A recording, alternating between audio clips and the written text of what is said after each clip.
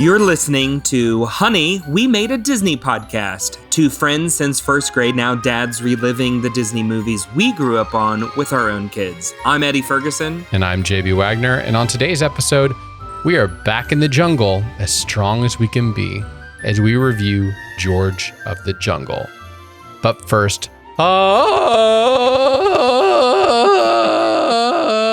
Eddie, how are you doing today? How are you and the family doing? After that, I'm very much awake. Oh, no, I say that because we have had a crazy, crazy weekend. Oh, yeah? So we were down in your great state, just on the other side of it, for Sarah's big family get-together every year. That's right. Right outside the Smoky Mountains. We go camping. But then I also officiated a wedding this weekend. So we had to get up super early, drive back so I could be there for the rehearsal. And then, of course, yesterday, because they didn't want to get married on Saturday because you don't want your anniversary to be 9/11. Don't blame you. And I was not even thinking about that. Oh, yeah. And wedding venues. Nobody, I looked it up just because I was curious and I was like, oh yeah, this is a legitimate thing. People will go and get married on the Friday or on the Sunday because nobody wants 9/11 as their anniversary. So if we would have looked around, this would have been the one of the few Saturdays that very few people. If it would have fallen on a Saturday then, but I don't know how often 9/11 falls on a Saturday. Yeah, but this year was interesting. Yeah. So, officiated the wedding. And so my poor, lovely wife, who is very pregnant right now, has to hold on to Lewis, who's 3, and Ellie, who's 1. So she's got, and they all have hit this moment where they know somebody is coming into their space. Mm-hmm. They can just sense it, right? So it's constantly we want mommy snuggles. We want mommy snuggles. We want mommy snuggles. And poor Sarah, she's just I can't handle more people on top of me right now. And so this whole wedding, I'm up front officiating. There's nothing I can do. Nothing you can do, yeah. And the kids don't want to go to anybody else. There's some friends and, my parents are at the wedding, but the kids do not want to go to anyone else. So poor Sarah has to have 2 kids climbing on her. It's an outdoor wedding. Ooh. It's about 87 degrees. Humid. And she's very pregnant, 2 kids climbing on top of her and all of that. So she's just so annoying. So by the time we get to the reception, I marry them off. Wonderful. Everybody's happy. Walk in the building. I walk off to the side. And there's Sarah, just holding 2 kids and just gives me that look where I'm like, how you doing, babe? What's going on? She's like, your kids are driving me nuts. I'm like, oh, it's bad when it's not our kids. It's your kids. Yep. And so for the reception, we just decide, you know what? We had to do a whole bunch of traveling. Lewis has actually done really good with all of this. We're just going to be a little bit more free range parents. This is, close friends that are getting married. So we kind of feel a little more comfortable. And so we're just letting Lewis just run loose, run crazy. Then he discovers that there's a coffee and smoothie bar. Same people who did your sister's wedding. Oh. And so he's comes running to me and he's like, Daddy, I want a movie, which is what he calls movies. And I'm like, okay. So and the line is huge. I'm like, there's no way I'm containing a 3-year-old in this line. Luckily, my mom is at the front of the line, 2 people behind. Mm-hmm. So I run over there and I just hand him off to her. And I was like, he wants a smoothie. Get it for him. The kid downs 2 smoothies, okay? 2 Amazing. Strawberry. Who knows how much sugar is in that thing? He's running laps, just boom, boom, boom, boom, boom, all the way around. Still not taking a dent out of any energy that he has. And I'm not joking. Like for 30 plus minutes, he's just like boom, running boom, and boom, running boom, and running running and and running. running. And so much so that like he's like, can I just take off my shoes? I'm like, sure, you take off your shoes. And he's like running. So I take him outside and I'm just letting him run on the outside part where like the ceremony actually took place.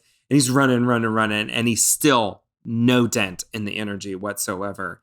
And there's this fountain right there. And the wind starts blowing and the water is splashing out of the fountain. And he just like looks at me.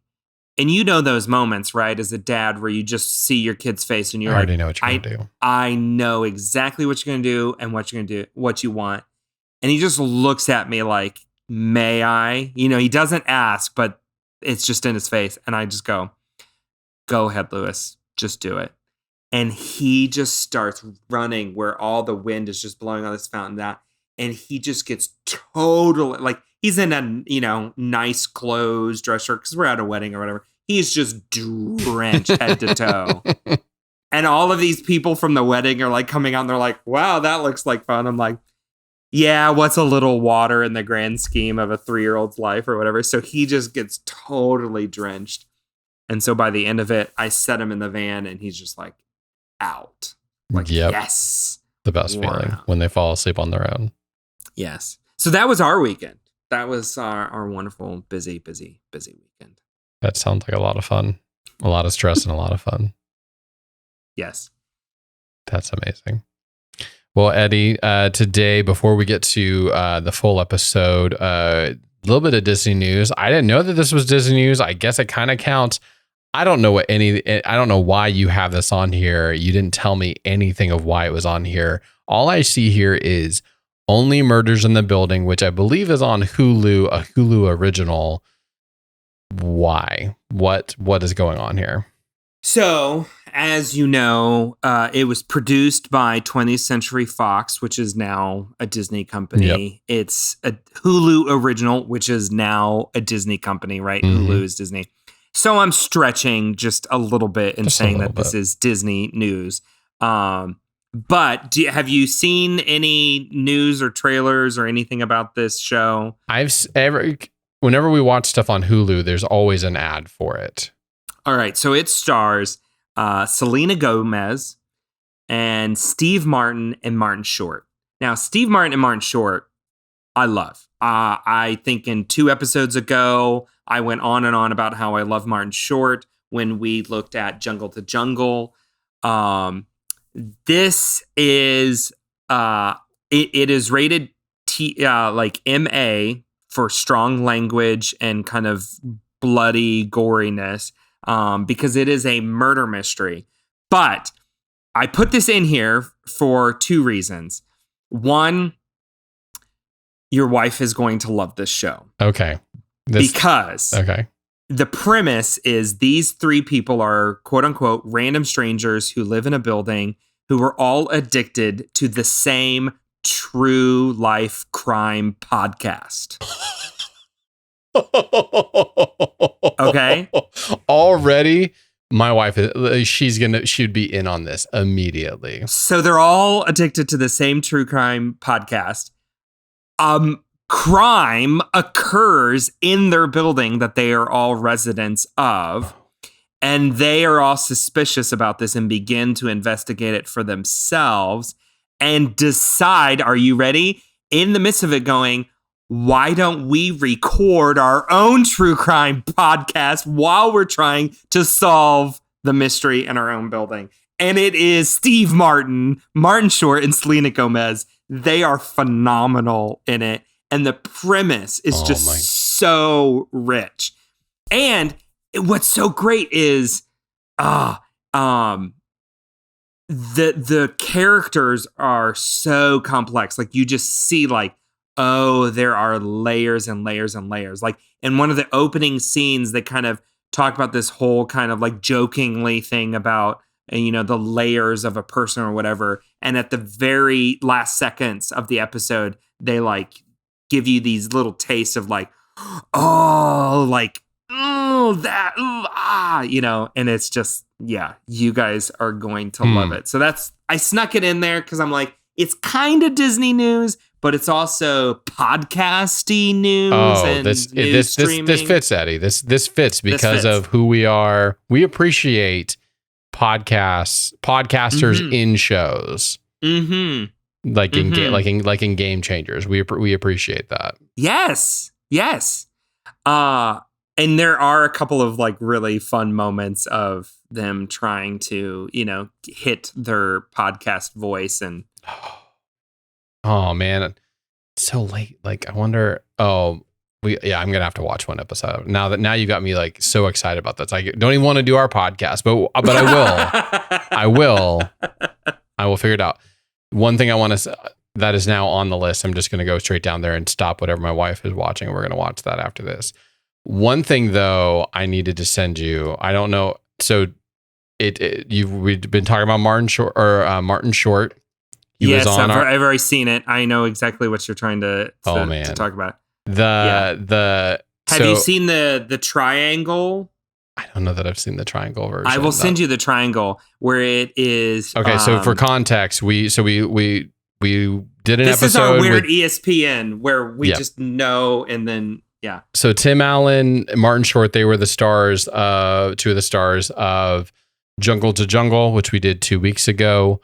I think it was almost immediately after we recorded that episode that somebody posted on Instagram this thing. It says, I saw somebody say that Joel Osteen looks like Martin Short pretending to be Tim Allen. Yes. And I can't unsee it now.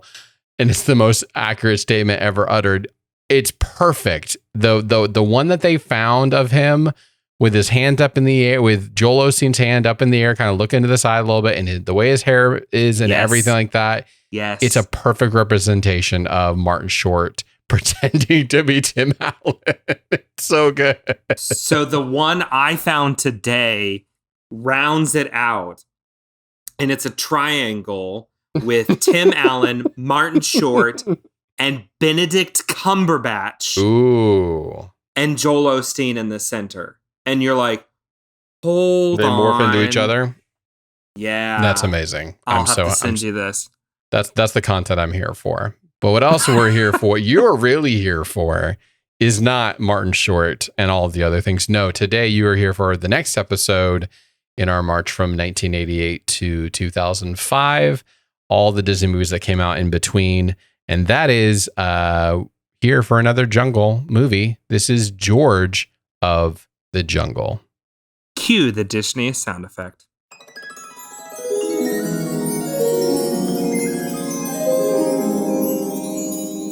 Okay, IMDb description. Right here for George of the Jungle is this.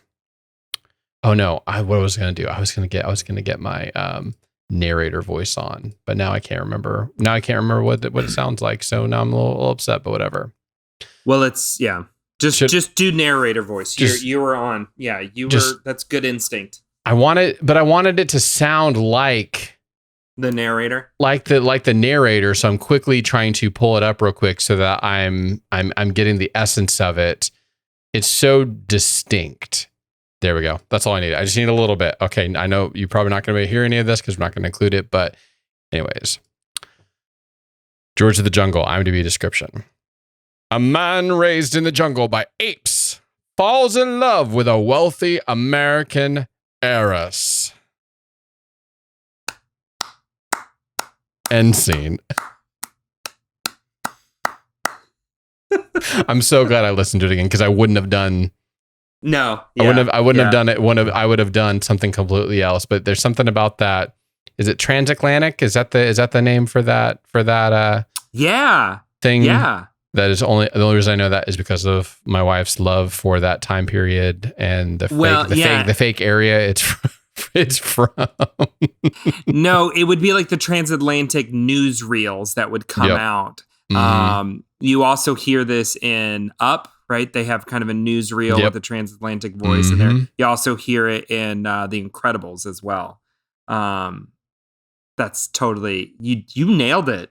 Well, you should I should You go do on some Voices. voiceover work. I should I thought about going to voices.com and because that's where you can go be hired to do it. I've looked at that website so many times, like I could do this, right? I could pull this off. I need to get a very specific enclosure. Like, so we, at my job, we've used voices.com a couple of times and we've needed somebody to do very specific things. I just don't know that I have the enunciation enough. Like I trip over it a little bit. So I'm Hoosier. So I just kind of blend things together. So it's, you gotta have a little bit more enunciation. See, for me at times. I always think I would be really good at it because after I preach, all the old people in church come up to me and say how well they can understand my preaching. Well, there you go. You should start your own. I'm going to start one and tell people I only do the transatlantic version. There we go. That's it. I love that it. Or like a bad Australian. So, speaking of this, I don't think I had seen this movie prior to this viewing, nor did I have any context. I honestly thought that I was going to be watching some type of a comedic Tarzan ripoff, right? Which is still accurate, right? I just didn't know how high we're turning the dial up on. Oh, that's a great way to put it. And I think I was ready for maybe like, okay, so we just watched Jungle to Jungle. And I'm like, okay, maybe that's like a 2 or a 3 on the slapstick comedy kind of level. Maybe this will be like a 5 or a 6. This is like 13. Mm-hmm. Mm-hmm. And you were not ready for it. I was not ready for it whatsoever. And the whole opening with the cartoon sequence. I'm just like, what is going on? What in the world is happening? I'm frantically, Googling things, going, what am I? I've got to understand what I'm watching. Otherwise, I don't know what. And so, of course, I'm like quickly learning like, oh, this is based off of an old cartoon from the 60s. Oh, okay. They also so tell us, give us some history because I didn't know any of this stuff. Okay, so this is based off of a cartoon that came in 1968 by the same Jay Ward is his name, was the guy who created it. His most famous characters that he is known for is, of course, the Rocky and Bullwinkle show. But this ran on the ABC television network and like Saturday morning cartoons in the late 60s. So that is the print and the whole concept was, what if Tarzan was a klutz? What if Tarzan was just like a bumbling idiot? Yep. Very interesting. And that opening sequence is the style of the cartoon. That makes a lot more sense. Right. And so that's where I'm like, okay, thank you, internet, for allowing me to learn all of that very quickly, because now I have context, right? Context is so important. If you don't have, what am I referencing this? I'm going into this, right, expecting a 5 on the dial. And this is not at a 5. This is dialed as high up as they can possibly go for it. So a couple things. First off, yes, when you're talking about a dial, I would much rather have, especially what we're doing where we're forcing ourselves to watch movies. I would much rather have a 13 that was horrible, like really suck. Might be a precursor for how I felt about this film, versus a mediocre, like something like Operation Dumbo Drop, where it's just like so bland. Like what? Operation. You had to bring that one up. That's got the nostalgia. Okay. So now let's choose a new one. The Man of the House. Man of the House. We can just agree on that. Utterly forgettable film. Yeah. Don't even know why I'm there. Everybody's just bad in it. They all needed a redemption movie after that was over. I would much rather review something like this where it's just like, just out of 13 and there's so many things to talk about because it's so bad. So let's just start with the one that I know you and I are going to love the most. The second I saw it happening, I'm going, yes, we have another gorilla suit. Yes. Yes. Oh, and it is. Well, and I think what's so much fun about this is it looks exactly the same. It's like they took the same suit. The same suit from Shipwrecked, but at least they're trying to be funny with it, right? Like they know that nobody's going to see anything but a performer in a gorilla suit, where the previous one in Shipwrecked, they're trying to pass it off as a real gorilla. It's yes. So there's and then to get John Cleese to narrate to do the voice it. So I could see what they were doing. Well, one, it's very obvious what they were doing. They were trying to spin it on its head by having this very theatrical, cultured. Yeah. And they didn't even give him a name. Who's just called Ape the Ape. Like there's so many things happening there with just Ape the Ape, with voiced by John Cleese, and every time he'd pretend like, oh, I got to pretend that I'm a monkey or whatever. I got it. And it was still bad. It was still so hard to watch. Yes. Thank you for clarifying that. Like, please don't confuse our laughter and joy for enjoyment. Oh, no. There was no enjoyment to this. It is like the whole time I'm going, what? I don't, why am I watching this? Like, if we didn't have to do this, No. I don't even think I would have made it through the cartoon title sequence. No, I wouldn't have. I would have stopped and turned it off. I definitely wouldn't have made it through what's his face, Tom Hayden Church. Oh, his entrance and his character, like Thomas. This was not one of your better things. Leslie Mann, not one of your better. Brendan Fraser. Enough said. But is it them, or are they just playing the part that is written for them? Like they're just playing the character.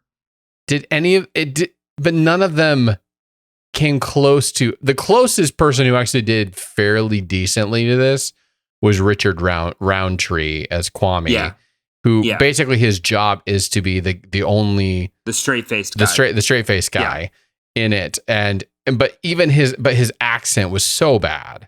His accent was so but every single person in this is a dope in this. They're all like, it's just a dumb movie. It's just like, there is no one person that, even the people who are supposed to kind of get it and kind of be in on it and know how to do, like they're all, it all comes short. Every single person in this film should not have been made. If you want, it's just so bad. Like how you said this film should not have been made. It's so bad. It's so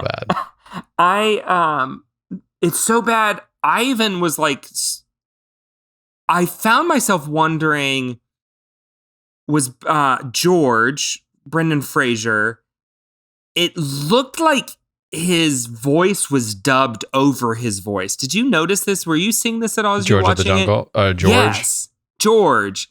Like, there's just moments where I'm like, I don't feel like your lips are even in sync with, or am I just like mind numbed here? And I'm maybe Brendan Fraser's voice was too manly for this. There was just so many moments throughout all of this where I'm going, what in the world is going on? Like, what is happening? But at least we had the gorilla suit performer. Oh my gosh.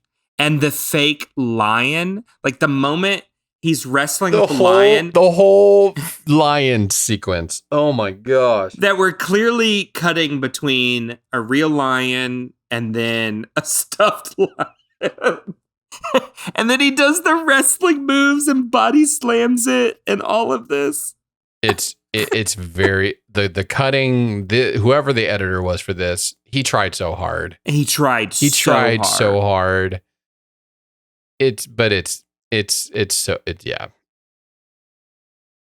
What do you think possessed Disney to pull on this one?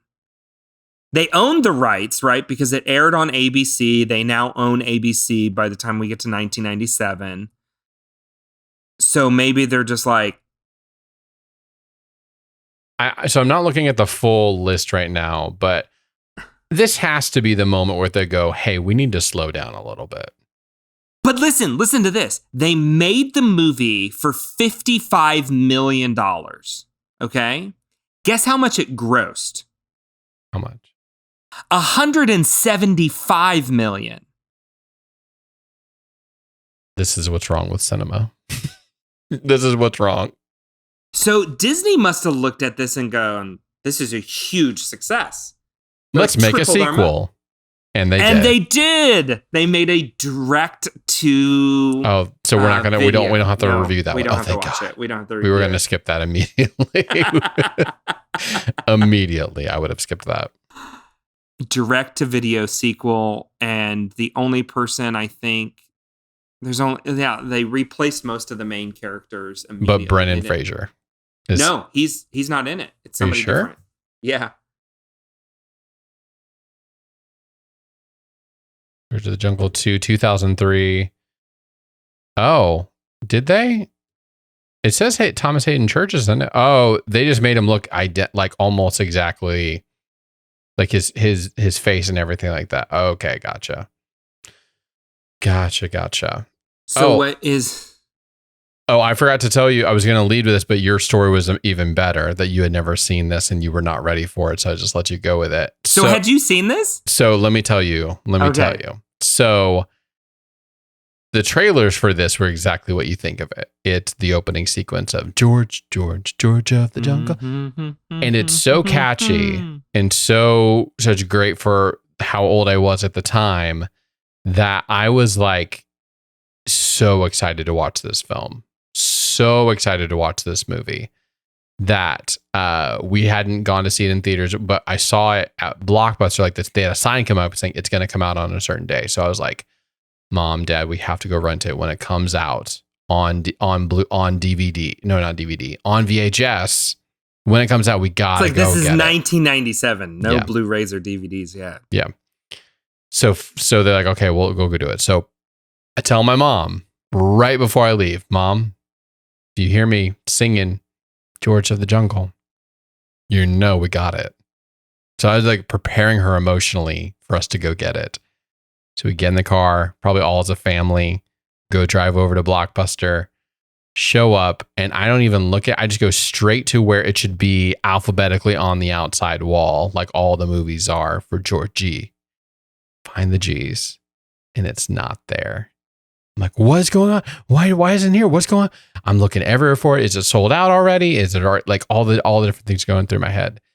So I go up to the front. I'm like, where's George of the Jungle? He's like, son, that doesn't come out till next week. So we just go home, and I'm so distraught that I couldn't watch George of the Jungle. And so much so, I don't remember most of this film. I know we got it and eventually watched it, but evidently I was so distraught that I just blacked it out, the actual watching of the film, because I don't remember anything from this film other than the fact that he keeps on flying into trees. Yes. And for good reason. There's nothing else in this film worth remembering, especially that I don't remember the ape. I don't remember anything, especially none of the things like one of the things I actually, I don't know if I paused the movie or what, but I wrote down when the guy falls down in poop, and then it goes to the character who's like, bad guy falls in poop, classic physical comedy. Now we throw our heads back and laugh. Like none of that stuff. That just was straight over my head. I do enjoy to a certain degree that, the transatlantic narrator who, and they play off of that trope where, and now we turn back to Ursula and George as she tells, and then she repeats the line perfectly. Like little bits like that. I don't even know what to call that.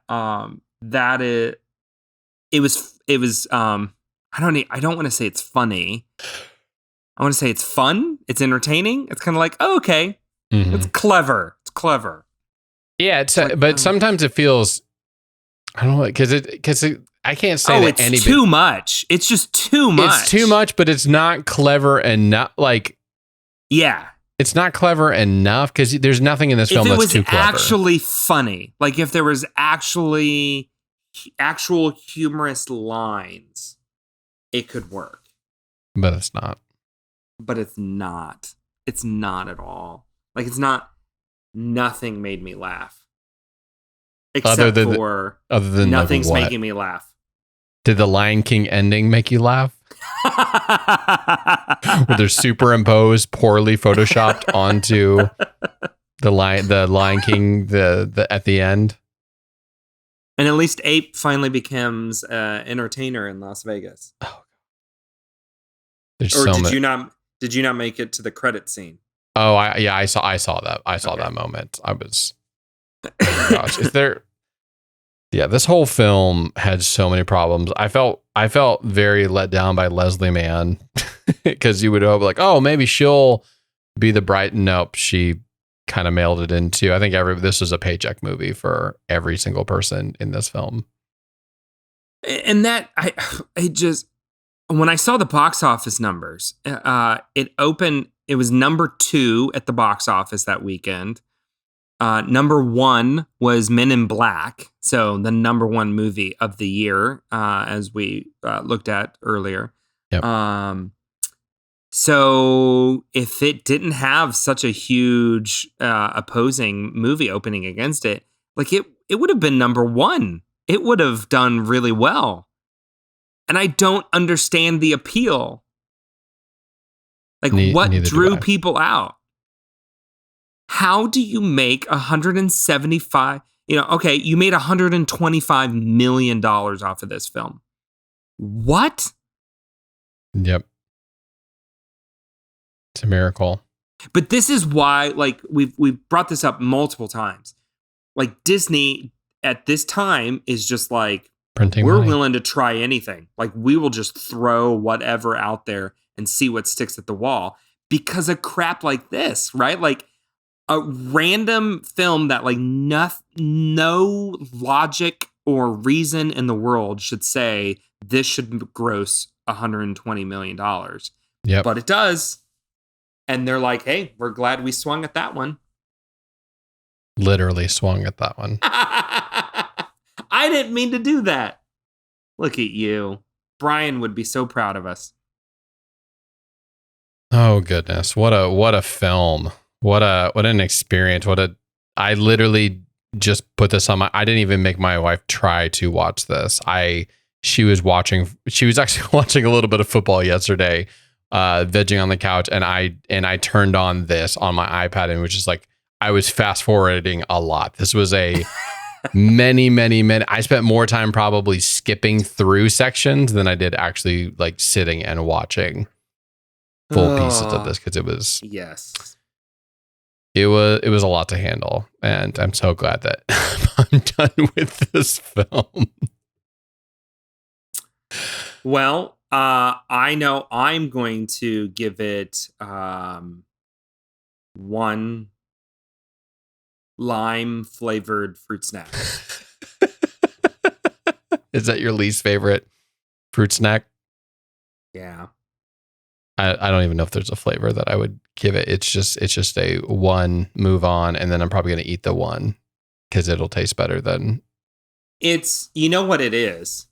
It's the half melted, crusted in dirt fruit snack that you find in the car 2 months after your kid has accidentally dropped it in there. In the carpet. And there's a little bit of dirt attached to it. Not a little bit, a lot. Like it's crusted. It like it was pan-seared, breaded.